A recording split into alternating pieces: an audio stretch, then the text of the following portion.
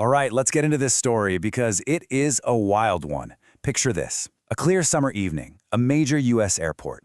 A ground service agent, a guy with zero flight training, just casually walks out onto the tarmac, climbs into a 70-seat passenger plane, and takes off.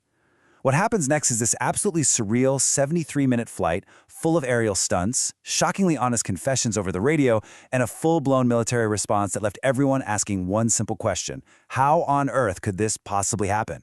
And this is the part that just sends a chill down your spine.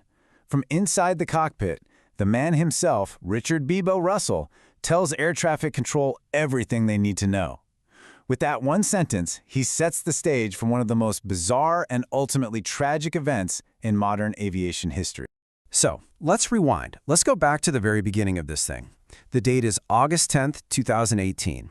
We're at Seattle-Tacoma International Airport, SeaTac, one of the busiest hubs in the entire country. The craziest part is just how bold this whole thing was. This was not some sneaky, hidden operation. This happened in plain sight, on an active airfield. Richard Russell just uses a tow tug to turn this huge Bombardier Q400 aircraft around. The propellers were already spinning, and then he just makes a dash for it, a 7-second sprint, and throws himself into the cockpit.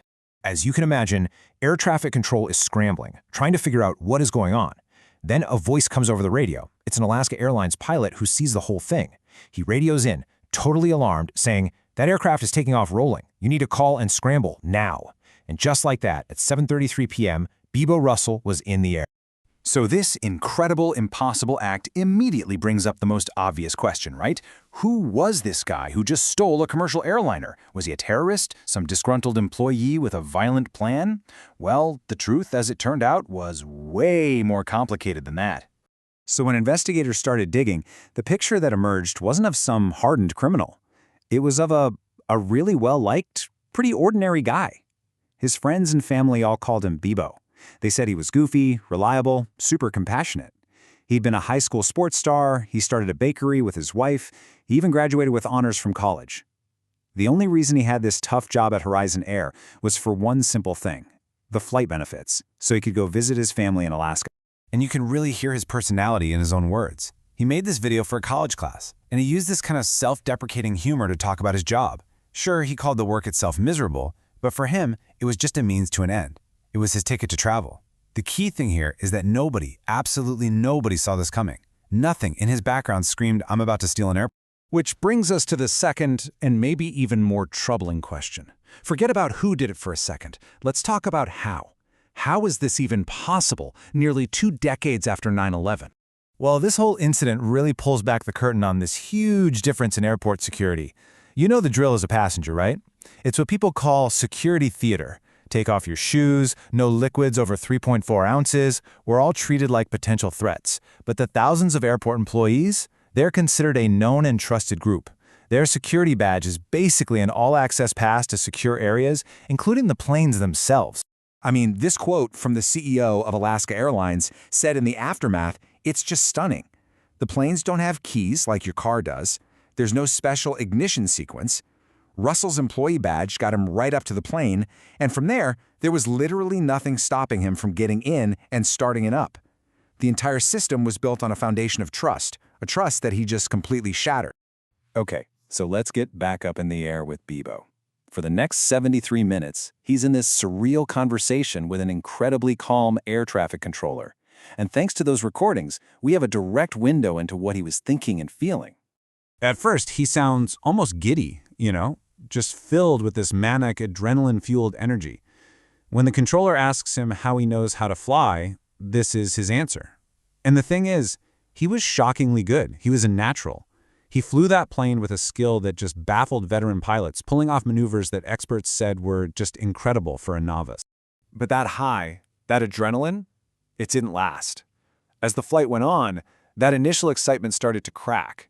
You could hear these moments of clarity and regret creeping in. He starts apologizing for what he's doing and gives this heartbreakingly simple self-assessment.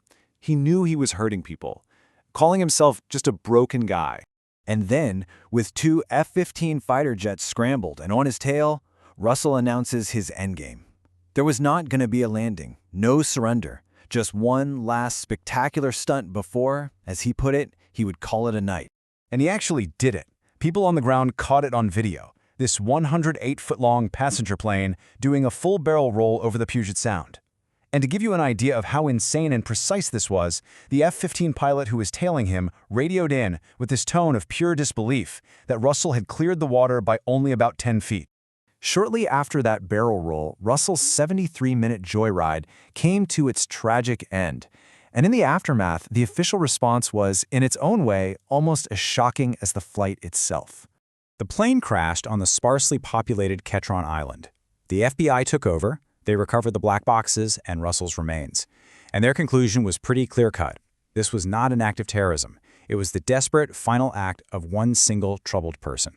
But, and this is the part that just blows people's minds, despite everything that happened, the official position from the Transportation Security Administration, the TSA, was that no rules were actually broken.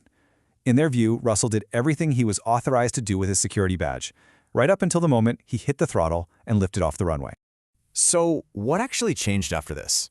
Well, it's pretty telling when you look at who did what. The TSA and the airlines basically resisted making any expensive changes. The TSA talked about low-cost solutions, and the airlines hired lobbyists. The only group that made a really significant, immediate change was the military. NORAD changed its rules to allow jets to scramble way faster in the future, without waiting for approval from higher-ups. But while the official world seemed to want to close the book on this, the public, and especially the internet, was nowhere near ready to let it go. In a lot of ways, Richard Russell's story was really just beginning. And what happened online was this real split. You had the real Beebo Russell, a man who was clearly in despair, who sounded scared and was physically sick in his final moments. And then you had Sky King, the myth, this anti-authority folk hero, a working-class guy who stuck it to the man in one final spectacular act of defiance. People who felt broken or ignored by the system, they saw a piece of themselves in him. And they turned this very private tragedy into something some people even called true Americana. In the end, though, maybe the most profound insight we can get comes from Beebo himself. On his Pinterest account, of all places, he had pinned this image. It was one of those demotivational posters, and this was the caption. It's just a hauntingly prophetic message, isn't it? A little glimpse into the mind of a man who decided to make one mistake so big, the pain would only last a second. And it really leaves you wondering, how many other trusted insiders are out there, just one bad day away from finding their own system to break?